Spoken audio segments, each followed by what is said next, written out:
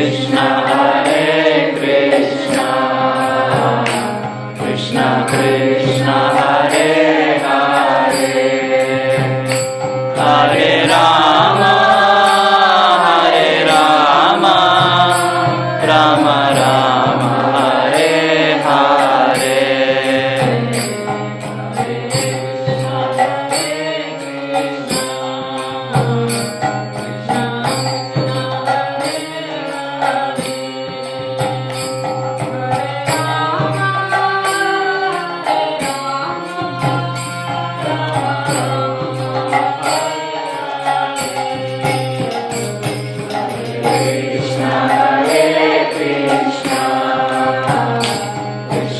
Krishna, Hare Hare, Hare Rama, Hare Rama, Rama Rama, Hare Hare.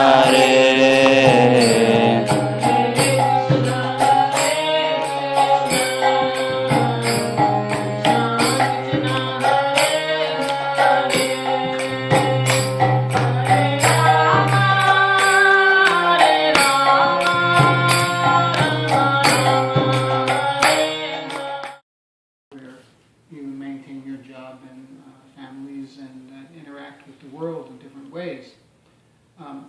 But because we have made that shift, I think it's an interesting topic to try to understand, well, what does that mean, particularly in terms of sharing Krishna consciousness with others? Because we may be in a situation where we need to share Krishna consciousness. Actually, that's the first question I had for you today: is why do we share Krishna consciousness? Why do we share Krishna consciousness? Because it's in the best interest for everybody concerned. Okay, that's certainly a reason, because we believe it's in the best interest for everyone to have this opportunity to understand themselves, understand their relationship with God, understand the relationship with this world. So that's one reason, sure. Any other reasons? Because we're happy and we want to share that happiness. Okay, yeah, we get some happiness from that. So naturally, when you're happy, you want to share it with others. Yeah. Any other reasons? Yeah. I think for so many of us, Krishna is that source of peace, and that's what we want to try and steer people toward. Okay, steering people towards peace. God knows the world needs it today. Other things that why we share. So that's our true nature. Yeah, that's our true nature. You have some?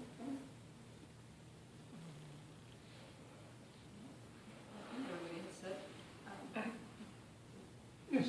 I think because to have a life that's in harmony with God and with God is more fulfilling than any other purpose we can do. Right. And when you interact with other people, when you have that fulfillment and you interact with other people, they notice it, don't they? They notice it. I see something's different. You're a little different today. What's going on in your life and everything. We interact with people, and because we are practicing Krishna consciousness ourselves, that's naturally going to raise different questions on people. Yesterday, Hari Prana, she's from Houston, and so we went to the airport to pick her up yesterday. So on the way back, we were talking, and she works as a graphic designer, and so and she goes to the temple before she goes to work. So when she goes to the temple, she wears tilak, right? And so she went to the temple, and then she went to work. She didn't rub off her tilak. So naturally, what happened when she got to work. What is that on your forehead? Yeah.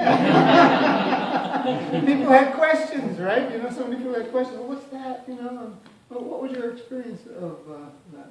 Well, I think before that they had known that I was a devotee because they would, I think first it came with the vegetarian because they offered me food and I was like, oh, I'm sorry, I'm vegetarian. And so they asked me a little bit about that.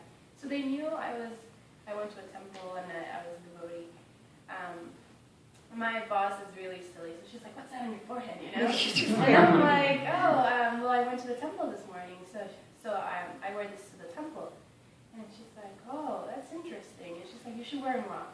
So the reaction was really nice, and she was really open to it. She's Christian. She follows her own religion, but she was okay with him. She was okay.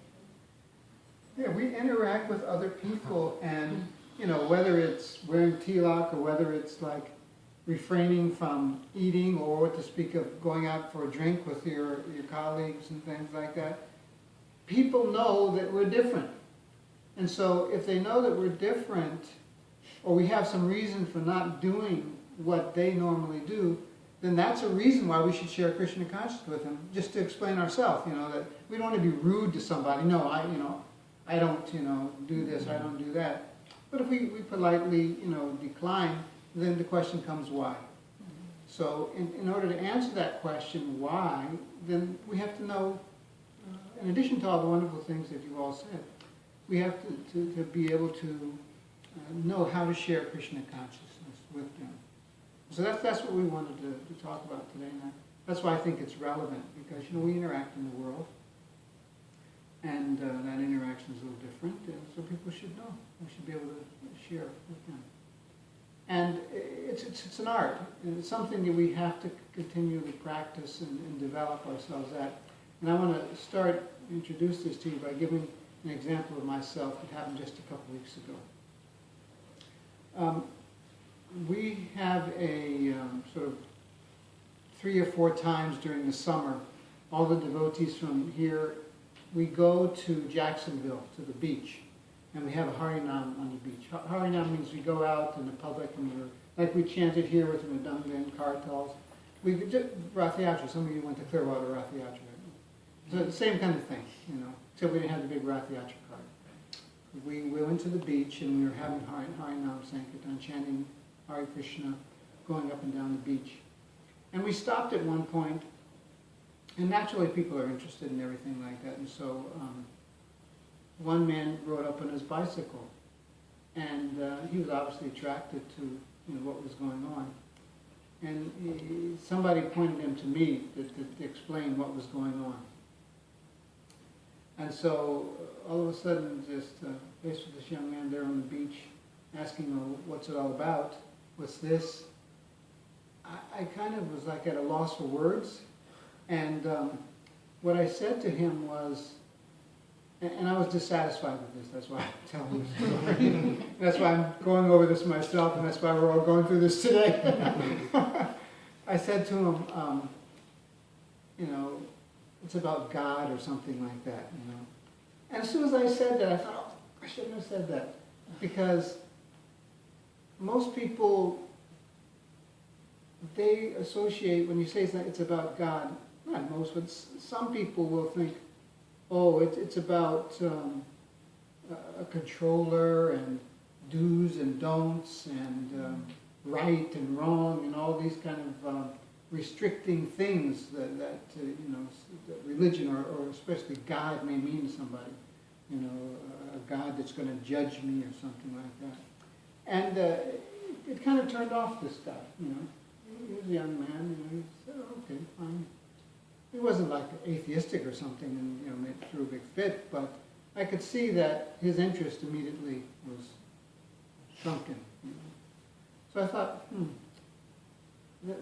there has to be, there certainly is, a better way to explain something, what we're doing, so that it carries some attraction as opposed to immediately like categorizing me. Anybody may experience like that, and they may say, well, okay, fine. These are Hindus, That's very good. I'm a Christian. So they're doing their thing. That's wonderful. It has nothing to do with me. That's another kind of reaction you get when, all of a sudden the first thing is God. So I was thinking about what I really wanted to say to him was that, hey, this is a very beautiful thing, that's going on here. People are happy. They're rejoicing.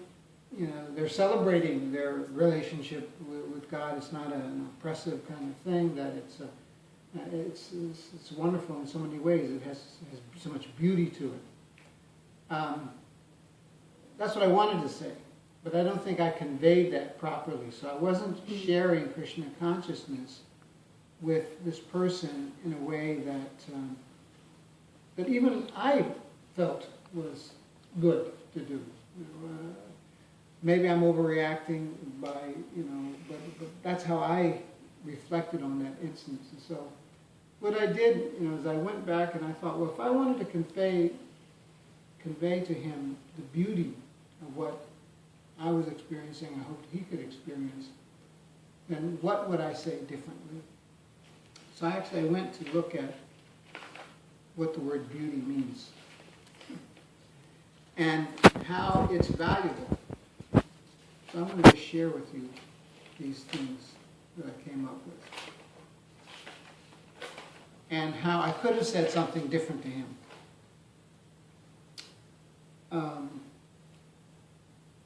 I could have said to him that we're engaged here in a process to convey the meaning about life, or truths, general truths about our existence and our relationship with this world, with each other, and with others. That's actually a definition of the capacity of beauty, and you especially think in terms of art and things like that. Art kind of does these things; it conveys these truths and realizations. So I could have said something like that. I mean, and you let me know. Like she said, this is about how to share and how we would want somebody to share something with us. So I'm putting these things out there just for your consideration. But does that sound better than like immediately coming out? It's about God. I mean, what do you think? Everyone kind of agrees. Okay. Yeah. Well, here's another thing I could have said to him. We're engaged in a process to increase our pleasure and to increase the experience of that pleasure and the appreciation of that pleasure for ourselves and for others. I mean, I think I like that one. Hopefully we'll get a chance to use it. Yeah, but these things all are giving us a different idea about how we can convey what we actually feel, what we're actually experiencing. Of course, it does convey beliefs also. Beauty conveys beliefs. So we do have beliefs, and I mean, it is about God ultimately. It's not about our relationship with God. It is. But how that message is conveyed depends. I mean, we had a wonderful kirtan. We had here the chanting Hare Krishna. You were at my friend Chadratan's house yesterday. And he's very much into worship and different forms of the Lord and things like that. These are all different ways of conveying one's belief. So that's, if we can find a way to do that, I think it's attractive.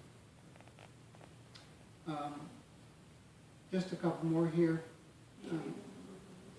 We're going to get there. We're going to get there. These are just introductory things. So actually, our list is going to be how do we do all these things. Okay? It helps bring about social and political change.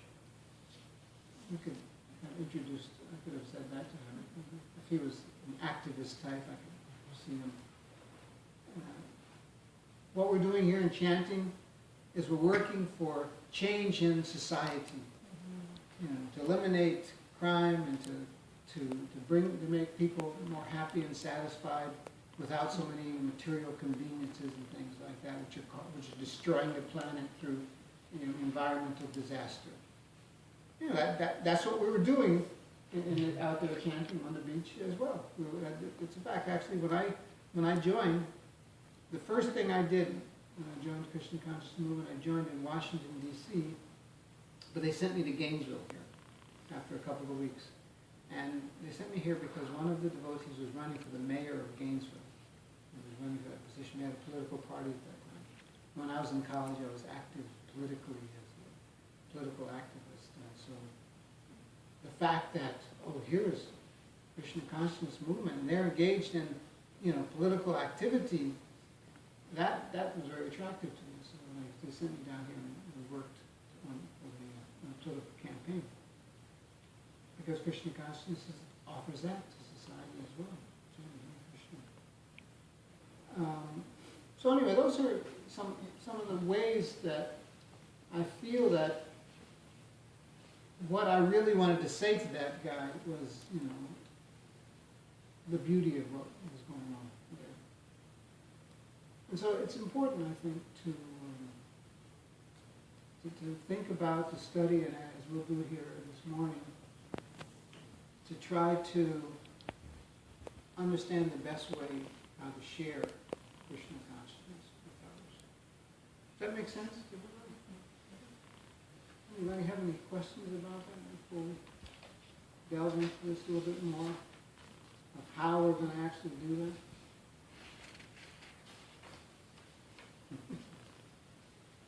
You do have to talk here. I just want to clarify, when you say you want to try and convey our belief, why are you a vegetarian? The thing is, one of the questions which I usually encounter from my colleagues at work. Yeah, well, that's... I'm sorry. So I was just kind of wondering if you have any other convincing explanations or... Okay, well, we're going to go through a list of things here on our chart. And hold that question, and let's see as we're going through whether you can get an answer to that. Anybody else have any questions? All right. So yeah, how do we share with others? Put up our first thing here. We have a list, but we're going to show it to you one at a time.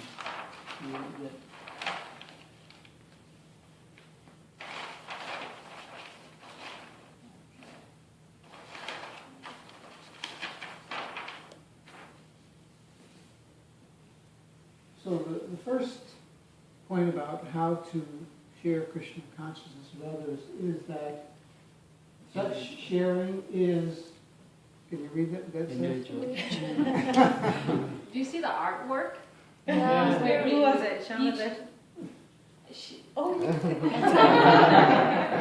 she gets that from me, dear. Just letting you know that. Yeah. All the artwork is done by me.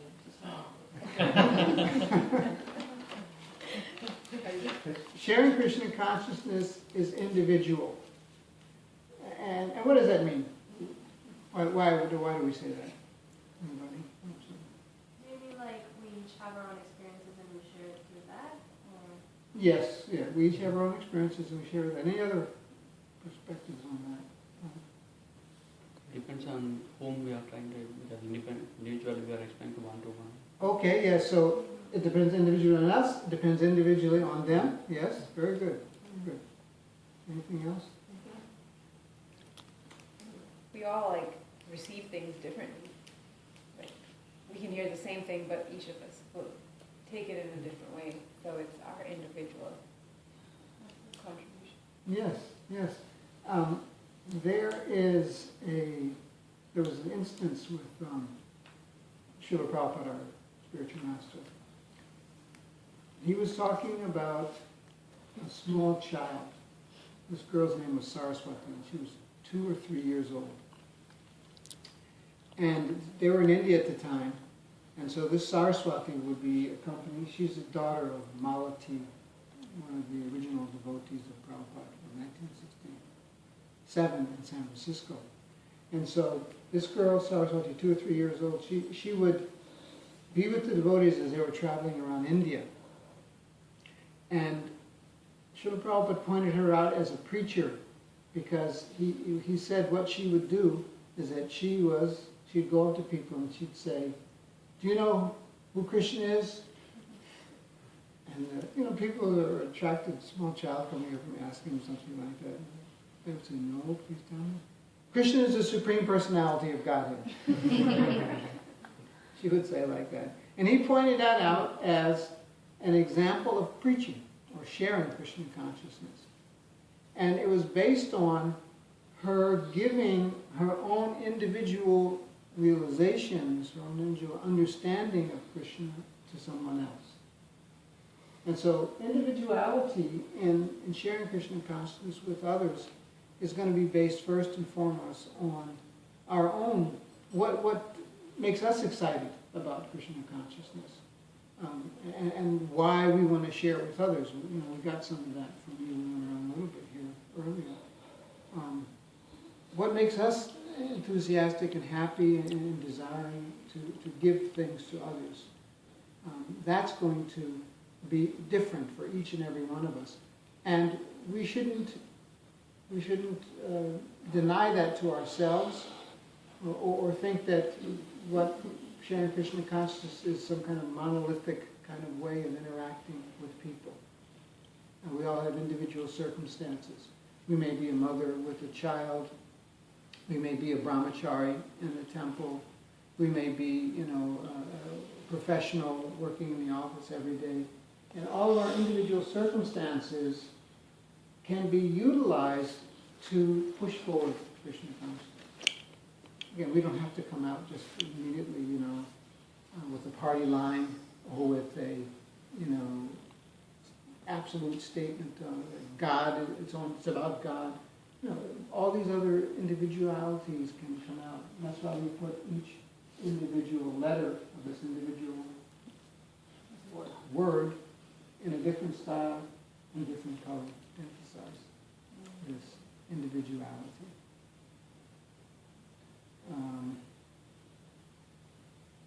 It's also, individuality depends not just on our sort of situational point in life, but our own realization of Krishna,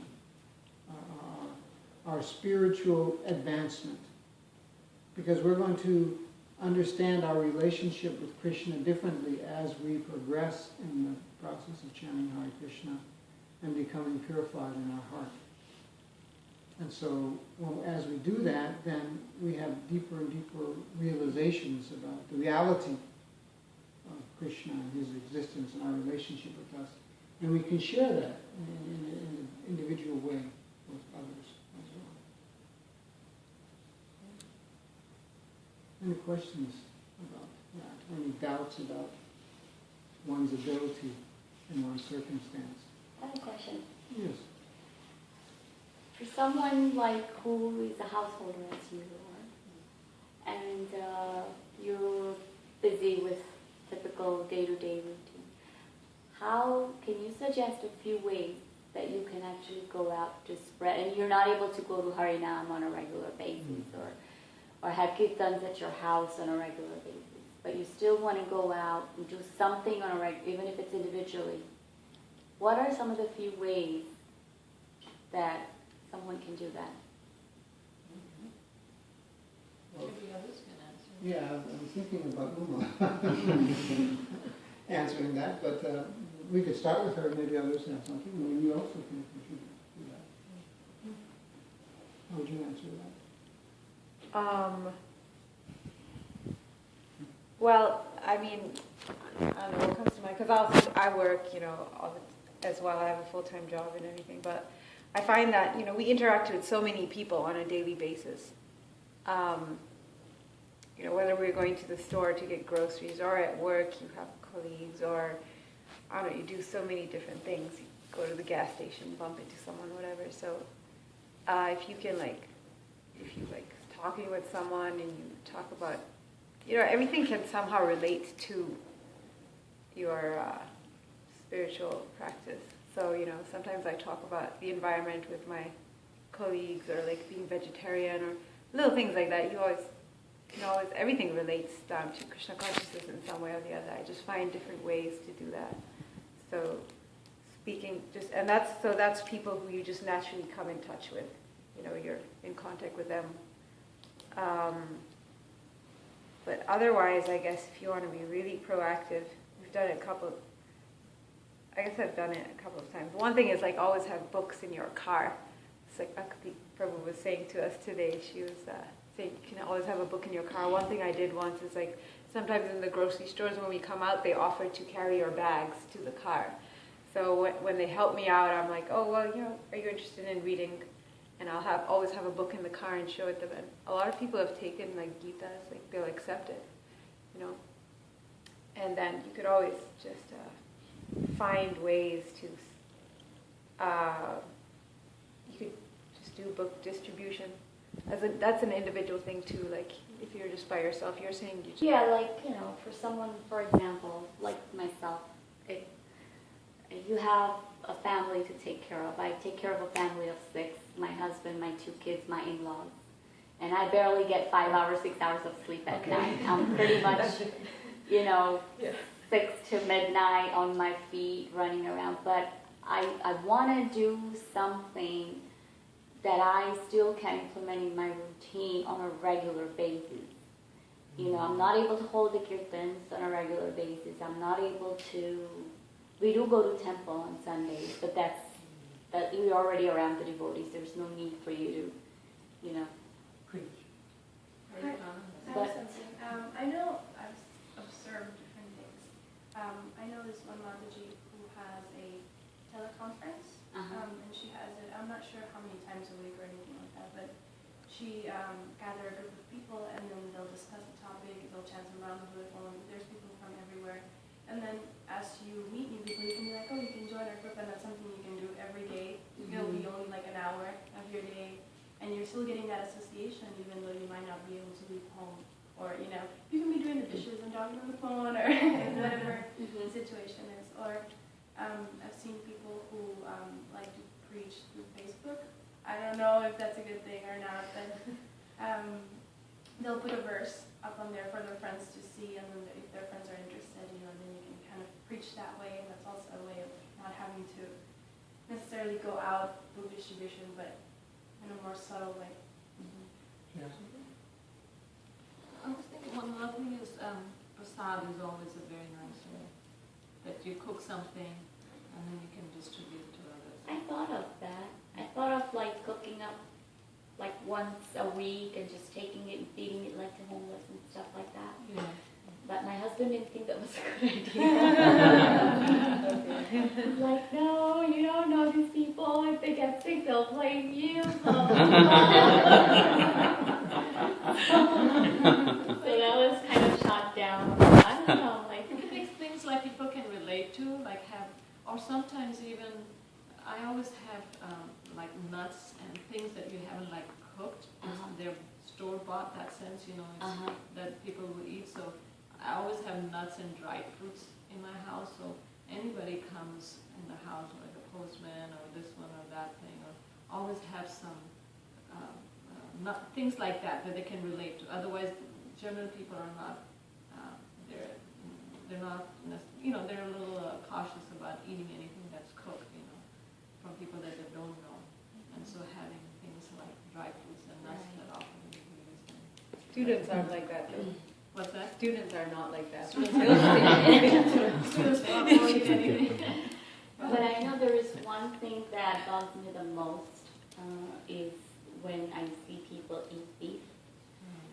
Eating meat overall, it does bother me, but not as much as when I see them eat beef. And it just bothers the heck out of me. And including, we have unfortunately, some friends who do that as well, and their husbands. And I always, whenever we get together, I always say, I have to say, have you stopped? Have you stopped? Have you cut down on me?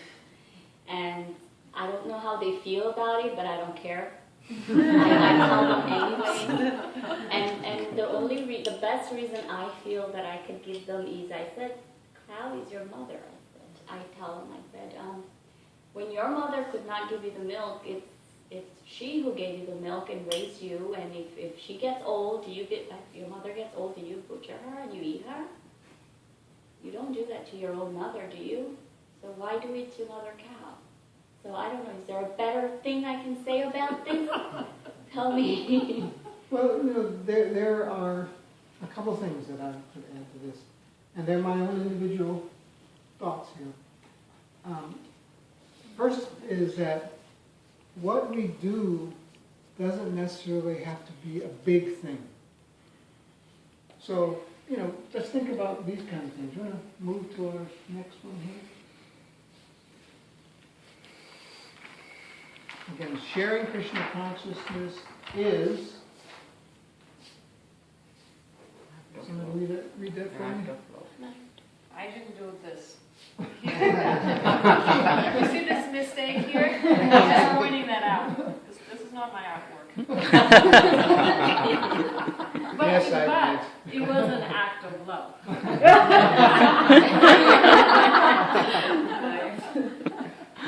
Yeah, sharing Krishna consciousness has to be an act of love. And that comes in two ways. Your name again, I'm sorry? Kennedy. Kennedy. She was explaining to us one aspect of an act of love. Her love for the cow, and her compassion for the cow, and her compassion for people who unknowingly or during ignorance kill. She was strong about that, wasn't she? We heard her heart come out in that little bit. I can't stand it. That's an act of love.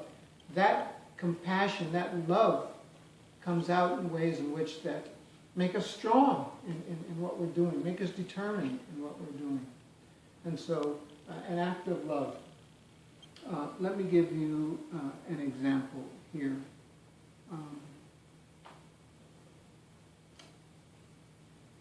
When, in the beginning of our movement, when Prabhupada came in 1966 in New York, he held the first initiation there. And where he was accepting disciples, they were accepting him as their guru by formal ceremony. And it wasn't formal ceremony only. And one of the boys that was coming, he didn't show up that day, when they had the initiation. He just didn't come. And the next morning, he came back and he knocked on Srila Prabhupada's door. And he was doing some service, typing service for him. This is Satsang Swami.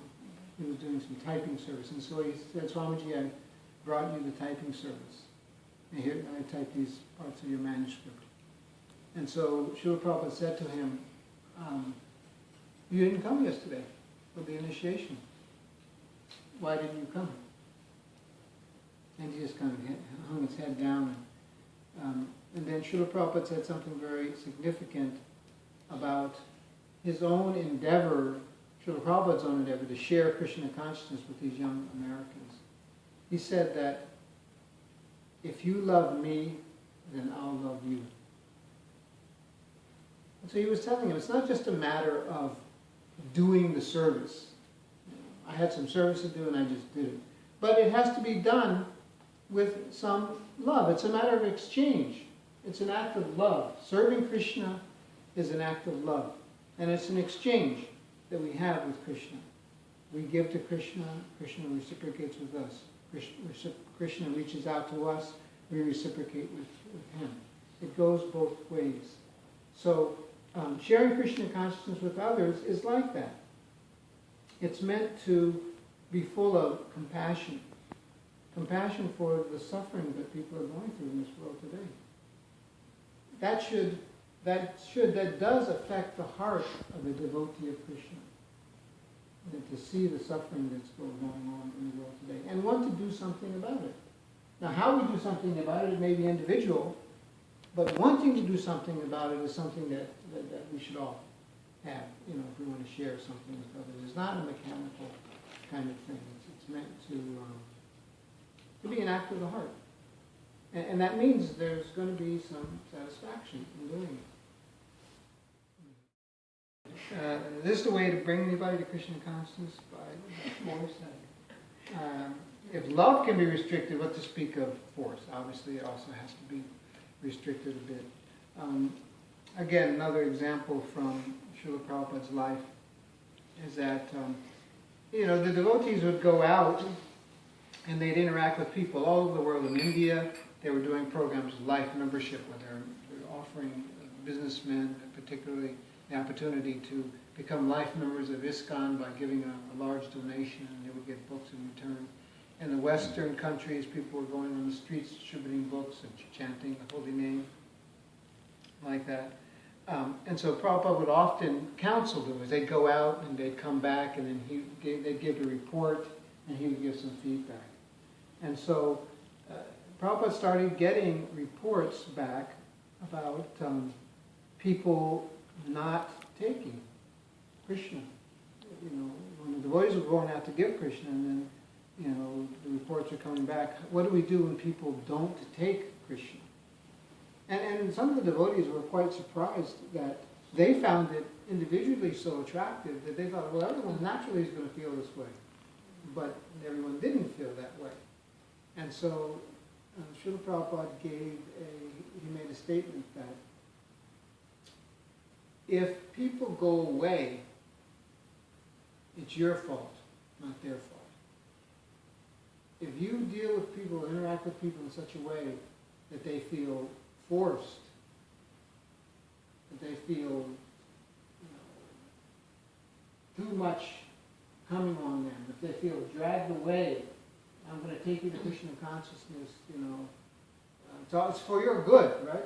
The policeman's taken away because it's for his own good, it's putting him in jail, right? So if we have that attitude too much, that force is there too much, and people go away, then Prabhupada says that's your fault, not their fault. Because people can't be forced to take something.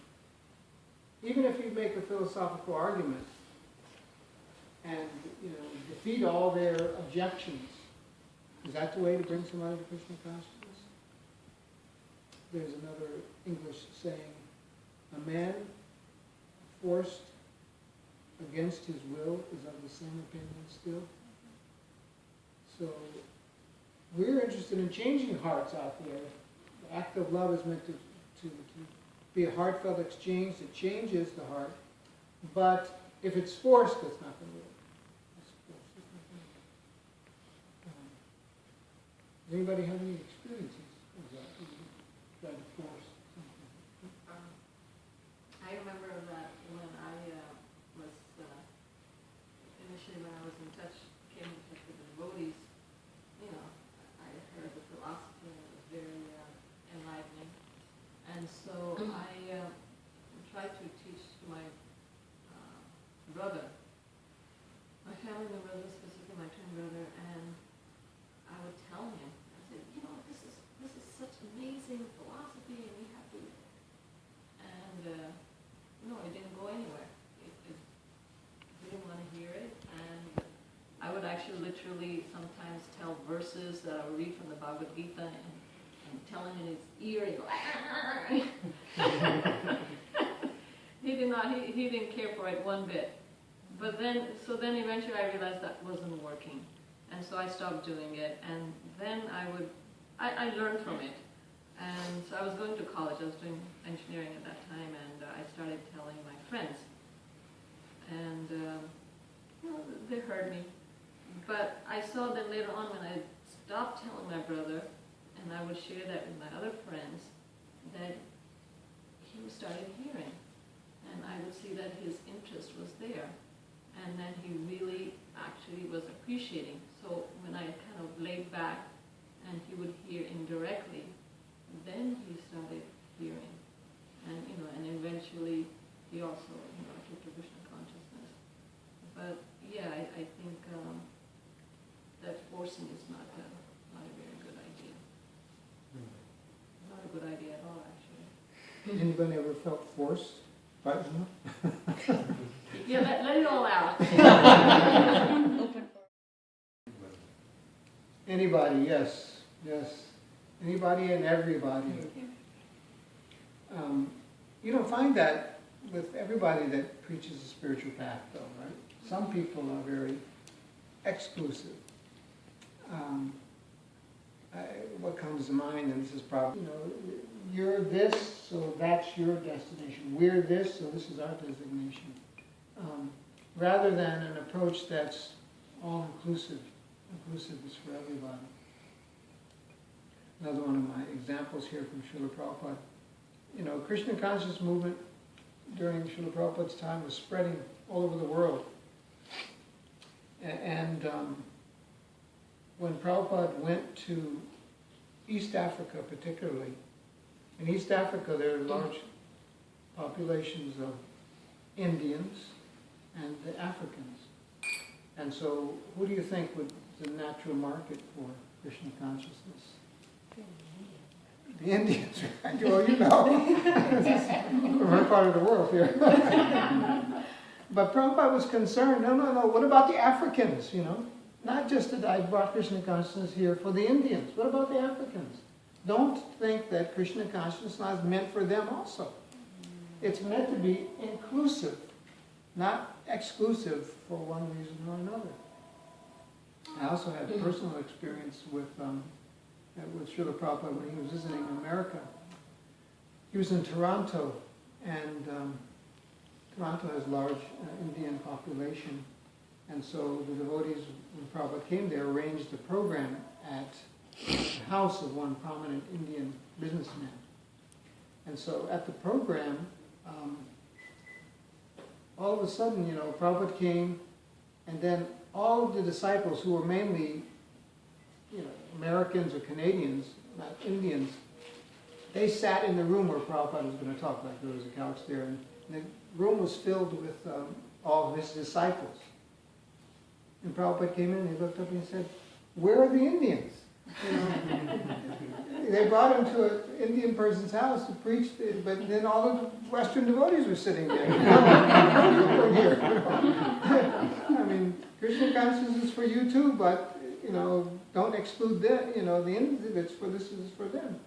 And so, Krishna consciousness is meant to be inclusive. And when we're sharing Krishna consciousness, we have to be careful about the words we use so that that message gets out there, and the message of exclusive doesn't come in. And this is why we find all different types of sharing endeavors. There's prasadam distribution, there's chanting the holy name on the street, there's kirtan, bhajan. There are books for those that are philosophically inclined. They're there from there's the deity worship that you learned about yesterday for people that are attracted to that. All these different ways are meant different ways to include everybody and their natural inclination for approaching Krishna, to make it easy for them. And so this is part of the exclusiveness. Yeah. I'd like to hear something about you're talking about being inclusive of everyone. How does Krishna consciousness include people of other religion as they're practicing other religion, whether they're Jewish or Christian? How does Krishna consciousness include them, that they maintain their religion? Because Krishna consciousness and understanding is non-sectarian. So could you explain a little bit about that? Well, you can explain this as well as I. Why don't you explain it? If you could say something. Well, yeah, I mean, that's certainly true. Becoming Krishna conscious doesn't mean you have to give up your religion at all. I mean, if we look at our teachers from the past, for instance, a few generations back, you had Bhakti Thakur. He was very, very liberal in terms of his teachings about Krishna consciousness. Actually, he was the one who first sent a book called Lord Chaitanya, Sri Chaitanya, his teachings and precepts. Or something like that. He sent that book from India to universities all over the world. And actually, the devotees found one copy in McGill University in Montreal.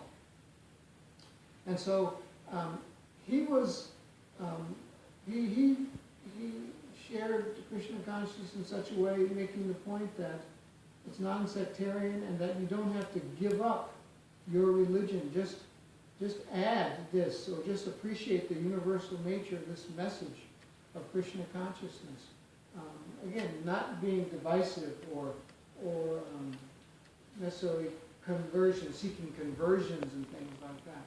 Practice your Krishna consciousness. Srila Prabhupada would also say that you can chant the names of Jesus. You know, chant the names of Jesus.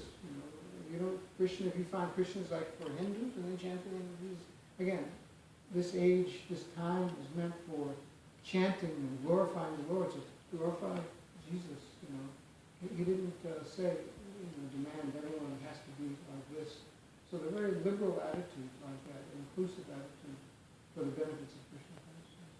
Yeah, I was thinking about one example, similar example. I think Srila Prabhupada was in the Middle East or something, and there was one, was a Muslim people, Imam? Imam, I think maybe it was an Imam. Srila Prabhupada was talking about Krishna consciousness to him, and then he said, he specifically asked that, so do we all have to chant Krishna? And he said, no, you chant Allah. The point is that you chant the name of God, so if you say Allah, then you sing His glories, which is same glories of Krishna, but in other words, say it in your language. So that is very inclusive in that. And I thought that was very appreciated. But in that case, probably Muslims, they do eat meat, right? So how does he say about that? Well, I know as far as Christianity, he would say that you should follow the Ten Commandments, and one of the commandments is not to kill.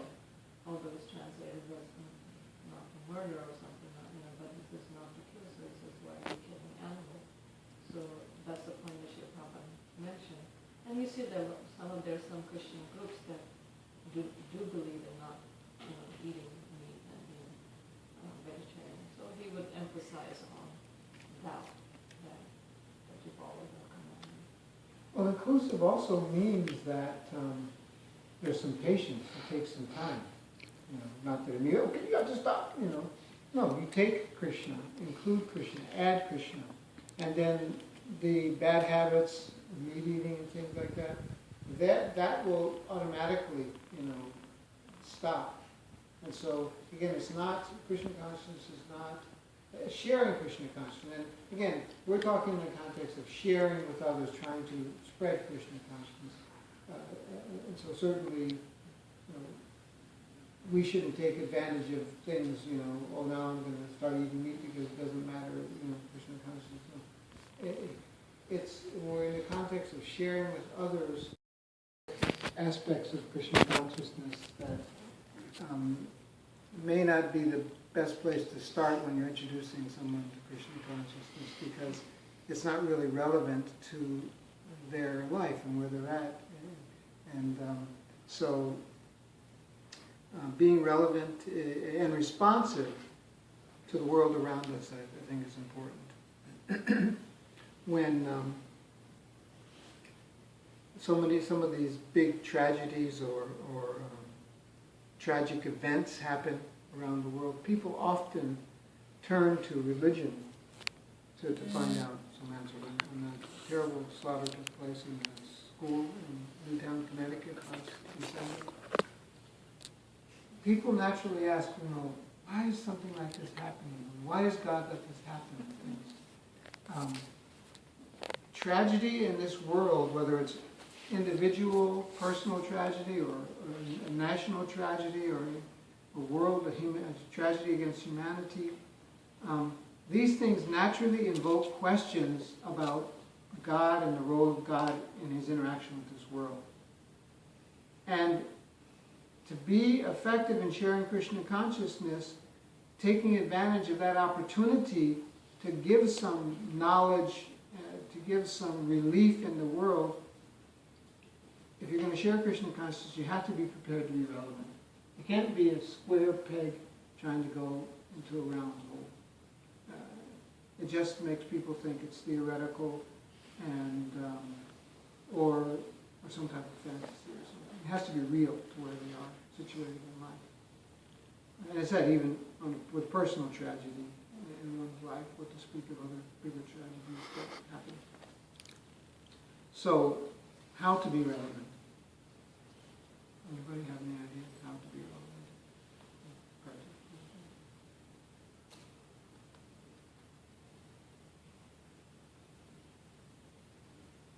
Well, you have to understand the person. Let's say, for example, if you're interacting with an individual, I believe it's important to understand the state that the person is in. And you have to mold yourself or bring yourself to that level. No matter you might be a little higher in terms of your knowledge, but you have to come down to their level and try to explain things so they could grasp it accordingly. Very good. Very good. And that's actually one of the descriptions of the stage of a devotee, is that he comes to that platform of realization where he can relate with others and to share with others. In other words, the highest sort of realities and truths of one's experience of Krishna consciousness don't necessarily facilitate coming down, as you said, to the level and preaching and understanding where people are and giving them instruction that's meaningful to them. And that's very good. Maybe somebody can share how they have shared their Krishna consciousness with somebody else that they felt. Anybody would like to share their experience that they have heard and how they have shared their own realization? Let's see about somebody who hasn't said anything. Yourself, you haven't said anything? You'd like to share something that you have? Nothing comes right on the top of my mind. But With your relatives or with your friends or? I mean, there have been a lot of instances when I was at Penn State. We used to distribute books, but nothing specific comes to my mind right now. But yeah, I've been through phases where I've been totally irrelevant and being posing. But Oh, that would be nice to hear. Negative experiences, you can learn positive things.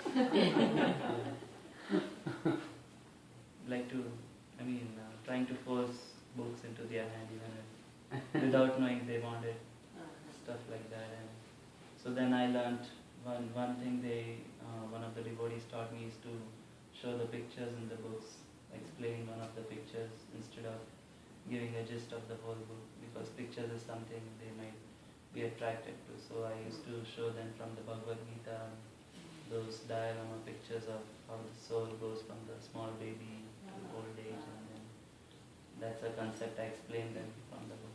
They could relate to Yeah, they can relate to it. You can relate to the life changes, because we all go through that. And so when Krishna consciousness is preached and shared, there's this word, preaching and sharing. Preaching is, I think it's more exclusive. It has a negative connotation. Sharing is something more positive. So. But it's a change in mindset, because,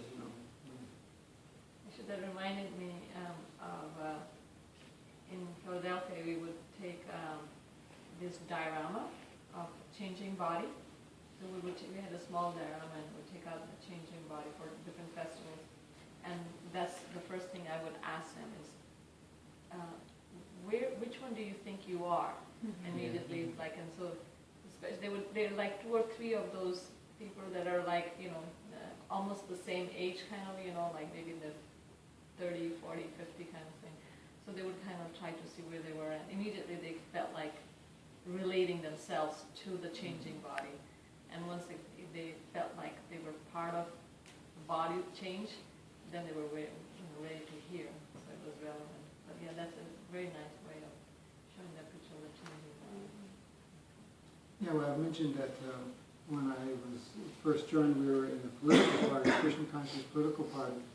And that was really an attempt to make Krishna consciousness relevant.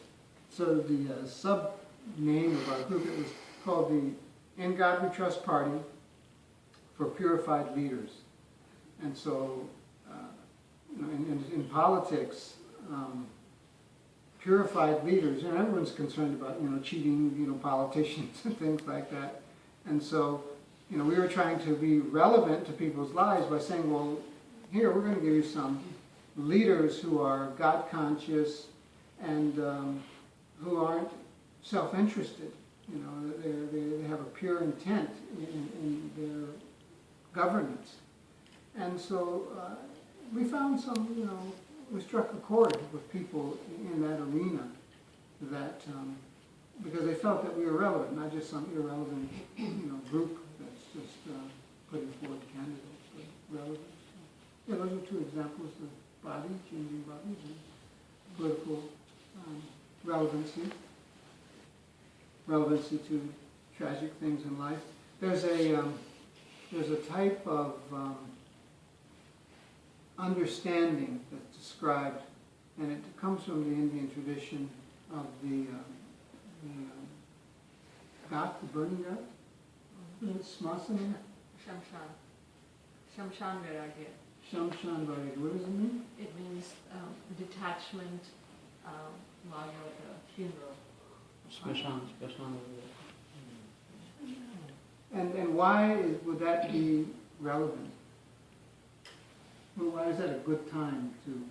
Because people are in a very distressed feeling of loss of their loved one, and therefore they're feeling very, distressed, and maybe at that stage they are willing to then kind of in a renounced state of mind or something. Yeah, and death also kind of puts you thinking about, like what's the purpose of life and what happens after death, and the whole mystery of death is there, surrounding the loss of a loved one, and it puts you in this state of mind where you're receptive. You can be receptive to instructions about God and what the purpose of life is. So that's a relevant moment there. Okay.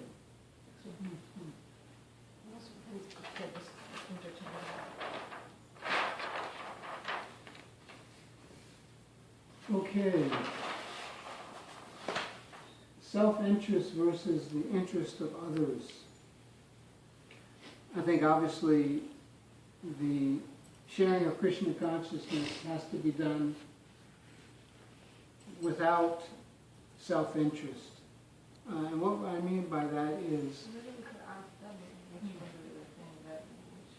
Okay. No, I guess the thing is that there's a question mark saying, should we have more self-interest while we're sharing Krishna consciousness, or should we have the interest of others while sharing Krishna consciousness? So it'd be nice to hear from all of you. Who thinks that we should be more interested in ourselves while we're giving Krishna, or should we have interest of others, or should it be a balance? So who is for this here? Self-interest should be more. If we are not self-interest, at least first we have to understand Krishna ourselves, right? Before we can at least give to them. So, of course, giving them is also learning. If we are teaching, teaching is also a learning part. But what I am thinking is, first you have to be in a state where you should be able to tell. So first you have to understand and then teach us. Interesting. So you put the scale more on self-interest initially. Basically, more self-realization. You're saying. Before you start, preaching others or sharing, first try to understand what you are trying to teach, and of course, teaching others, you learn a lot. Okay. Anybody else would like to comment on that? Both of them go hand in hand. So you believe in like a middle, okay? Anybody else would like to say? Would you like to say? A middle, a balance. Middle balance. Anybody else? Balance? What do you mean by self-interest?